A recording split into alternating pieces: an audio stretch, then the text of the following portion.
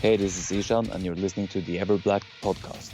Hey, welcome to this episode of the EVERBLACK Podcast. I hope everyone is doing okay out there, staying indoors and staying safe. On this show, we chat to Chuck Billy from Testament, who have just released their killer new album, Titans of Creation, through Nuclear Blast. And if you haven't heard it, then do yourself a favor and go get it right now.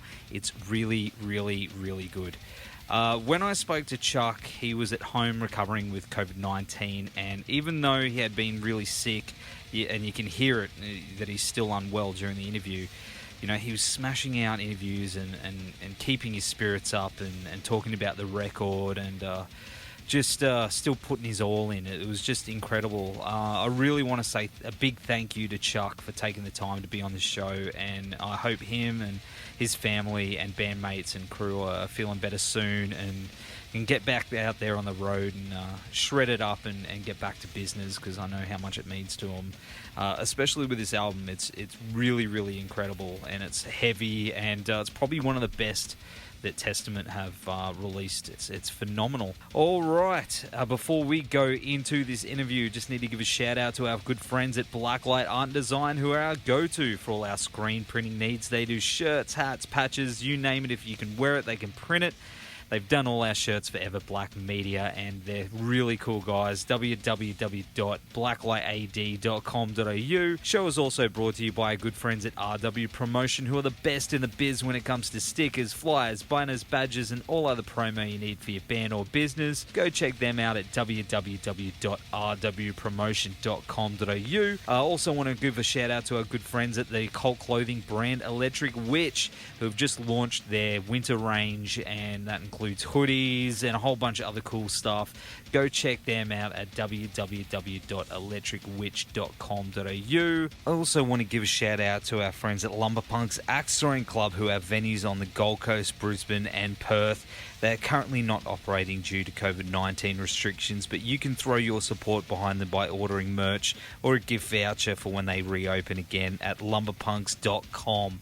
Don't forget to subscribe to the EVERBLACK Podcast through iTunes Podcasts, Spotify, Spreaker, YouTube, and Facebook, and check out all our reviews and articles at www.everblackmedia.com. Once again, like us on all the socials if you haven't, and help us spread the word. We really appreciate it. Thanks, guys. All right, here is the one and only legendary Chuck Billy from Testament. Titans of Creation is out now. Go get it. Go buy some merch off them too, or get a copy of the vinyl, a physical copy of the CD, whatever you can to support these guys, because we definitely want to see them back out on the road soon and in well health. Horns high.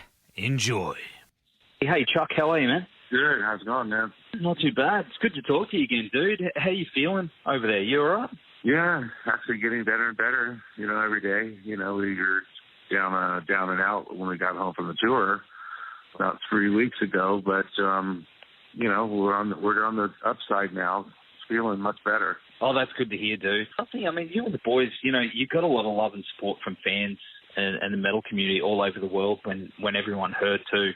Yeah, it was pretty touching. It's pretty awesome how the community, a lot of people reached out, but kind of one of them things where you just don't know and you just think the worst of it. But we just been fortunate that we've felt like we're pretty healthy, and we're able to kind of get through this. So you're over in Europe, you said, and that was with Exodus and Death Angel, and you had to come home. That tour looked like it was pretty awesome though, up until that point.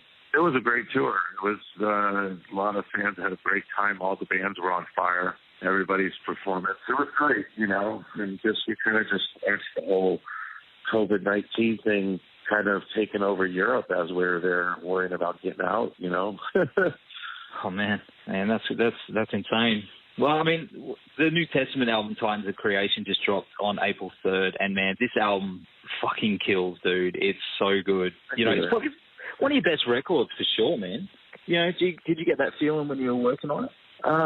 You don't really know as you're working on it. I think once we knew, because a lot of it was really fine-tuned and put together, because when we write, we just write a bunch of riffs. Eric gives me a bunch, and we kind of write lyrics and patterns and melodies over everything. I don't even know if it's a lead section until we're putting it together. So once we got in the studio and really started working, putting the songs together, that's when I started feeling like, wow, these songs are kind of unique. And I knew they were kind of unique when I was writing them, just because they just had a lot of different feelings and flavors. You know, songs like Ishtar's Gate and Coda Hammurabi, and just a lot of different moods in it, you know. Your voice also sounds incredible, man. I mean, you always deliver good vocals, man, but this one seems to cut through, and it's not just the mix, it's, you know, performance-wise. I don't know, man. Like, I went back and listened, it's like you've really outdone yourself. I think, you know, did you approach it differently? What did you do different this time that really stepped it up? Well, I think just in the songwriting and the process, there's probably 4 to 5 songs that a lot of it, when we were piecing it together in the studio, there was some that didn't have the melodies written completely yet. And those were the ones that we just kind of let the tape roll, and I went in and just fumbled my way through the songs. And things would jump out, lines here and there and words here and there. And a lot of those songs we stuck with. It was kind of like your first impulse on those songs. And they're more like sending like your gut feeling. And that's what some of those songs, the majority, we structured, you know, just to the first impulse. And it felt good and felt right, you know, and they seemed to work. Do you feel that, you know, like the next Testament album is going to see you push that even further, you know, and experiment more with those first sort of impulses and see where it takes you? Well, I mean, it's hard to say, but I know on this one, this is probably one of the first records I really didn't fight Eric on. You know, most of the time when Eric gives me a song, he hears out the verse, the chorus, and the bridges and where I should be singing. And sometimes I don't agree with it. I'll say, well, I think that chorus riff should be the verse. You know, play that this many times. And that's, you know, usually that's kind of the way it works out. But this time I didn't fight him on any of that. Maybe because the last record took a few years and it was brutal trying to get the record written. I don't know. I was thinking maybe I just didn't want to. I just wanted the process to move along and not hold it up and just keep giving me riffs and keep feeding me stuff, and we'll sort it out later. You know. It came out awesome. Came out great, man. Yeah, I mean, I think just because of the process and the headspace, I think also, you know, we came starting this record and writing right off the Slayer farewell tour. So maybe, you know, I don't know. Maybe it was just the mood. We just focused on it. It seemed to really work. You know, I think going into, you know, maybe it was taking a chance going in unprepared in the studio, because it could have backfired. We could have, you know, wrote a bunch of shit, you know, and just came out with crap. But, you know, it seemed to work out and come together, and that's the nice part about it. Absolutely, man. And, you know, you mentioned that, you know, that Slayer tour. Like, how was that? How'd that feel helping your mates of, you know, 30 plus years cap off their career like that? It was an emotional tour, you know, every day. It was an honor to be there and to watch it every night and be able to see their show every night for the last time. That was awesome. But, you know, it was emotional because some nights would be like, wow, look at this, it's so killer, and man, this is the last time Slayer is going to be here. These people are never going to see Slayer again. Man. You know, it just really sets your mind like, holy shit, they're never going to see him again. I get to see him tomorrow, but these people don't get to see him again. It was emotional, and I even seen the very last shows in L.A., and, you know, it was a great run for them. They did it right. But I think, you know, maybe it just had some emotion still in us when we went into the writing process, maybe. Yeah, that's awesome. Of course, I mean, it's coming out on vinyl, but also cassette as well. Man, a lot of bands are releasing cassettes. It's like it's like all these young dudes are discovering cassettes, like a collector's item.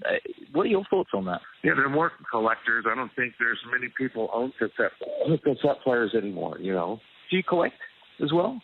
Yeah, I do. We have a turntable upstairs and downstairs. Oh, that's awesome, man. And I try to collect them more. In Japan, I've had a lot of luck finding some really cool rarity stuff that I was looking for in Japan. I mean, there's a Japanese version of the album that's got a live album with it as well. Yeah. That's cool. Yeah, there's some live cuts from last time we played over in Japan. Oh, man. Japan, for some reason, they always want the extra bonus. The bonus version. for some reason, you know. Are you a sucker for those collectors ones as well? Do you seek them out when you're over there? Yeah, I mean, I do, you know, whenever I can. Awesome, man. I've got a few myself, and I love it. I love getting those versions. Another thing is the video for Children of the Next Level, like the animated cartoon versions of yourself. That's wild, man. That would have been cool to see. Yeah, it came out cool. It was, you know, we wanted to do something different. You know, it's always, we have so many videos, and it's always just a live performance. So it's like, you know, I think, why just do another live performance? Let's do something with a story, or get actors, or do something. And our schedules were so busy at the time, we didn't have time to shoot it before the release. We'd be on a tour next week. So we figured, okay, well, let's try this animation. And we met a guy that did some really cool stuff and said, okay. And then, you know, we'd been talking to him for about 5 months, 6 months, because, you know, these things take like 4 months to do. And we got the decision then that, okay, let's just let him do that. And just shoot for the release date, and, you know, it'd be fun. The designs are really cool too. I'm an action figure collector kind of dude. So, you know, I reckon that animation in action figure form with the set of you dudes would be cool. You reckon Ethan, something like that, you know, little blob head? Yeah, that'd be wicked. Yeah, man. Head banging on the dash, you know, get rid of that little dog and put a little Chuck Billy there. I'd be down for that. That'd be awesome. Well, you guys were meant to come down here for download and some side shows, and I see there's just that Black Dahlia municipal. I can never say that word. Love the band though.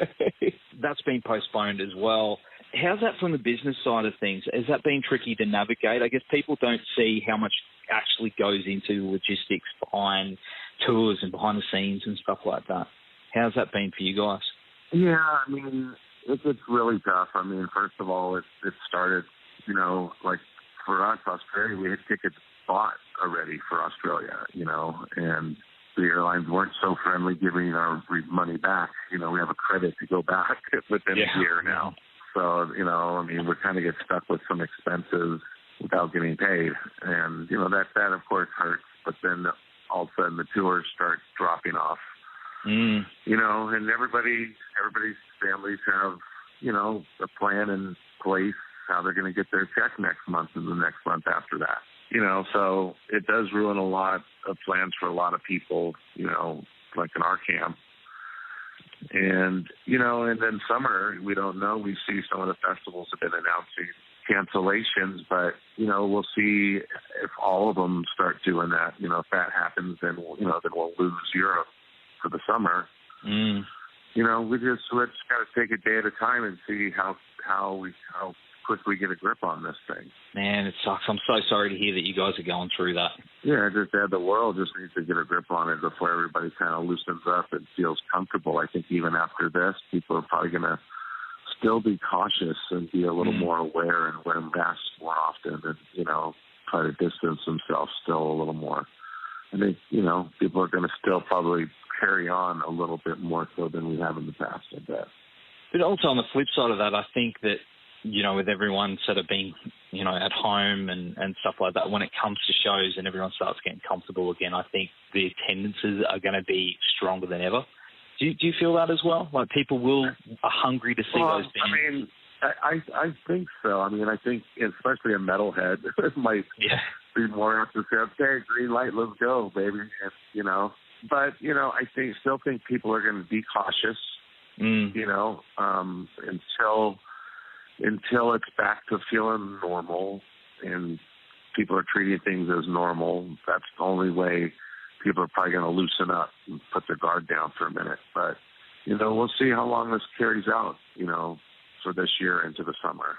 Let's hope that it's not too long then and you and the boys can get back on the road and really, you know, play these songs live because they're going to, man, I've been hanging. I know you're probably hanging to play, but I'm hanging to hear, you know, some of these ones live. Like, so killer. Yeah, I mean, you know, and if things get canceled, I'm sure a lot of bands are getting more creative and trying to figure out how to do streaming stuff. And, you know, things quit. We can't even get together as a band because we all can't fly to each other. But Yeah. You know, if you can't tour, those are things that people, I'm sure, are going to try to get creative with and play like the record and things like that and talk about it and, you know, do some cool stuff. Absolutely. Well, you know, I guess, you know, you will be returning to Australia at some point. You know, I definitely hope that it's in the near future, you know, and I'm sure you guys are definitely keen to come. Well, hopefully when download reschedules, we're on their thoughts, so. Mate, I'll be there. I'll be there. I had a plane tickets to go to the Sydney one.